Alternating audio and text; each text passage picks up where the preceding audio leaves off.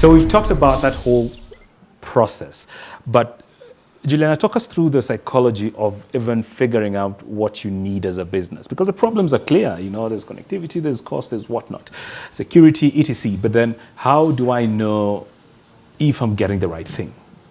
Yeah.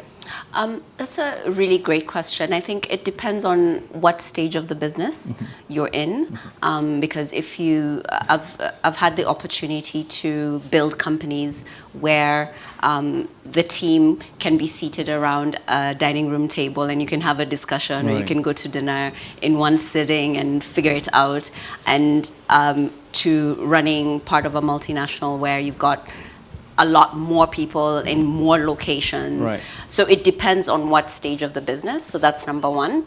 So in the early stages, you're mostly wanting something that is agile, that it can quickly change as you grow. So figuring out, first of all, what you want to achieve as a business, and then working it back in terms of then what sort of infrastructure could grow with you, so that you're not having to pause doing what you're doing as a business to figure out the infrastructure.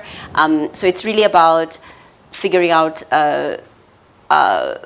solutions that can scale as you go along. Because as you're putting together the architecture of your business, one of the key things that you could do early on is to build in a modular way, so that you can then just grow incrementally. So and also as your costs, managing your costs, because when you're smaller, you probably have a much smaller pool of resources, but as you grow, that could probably grow. And as you get more customers, there might be more costs, but you also want to grow in a smart way where you're being as efficient as you possibly could be, and keeping costs at a manageable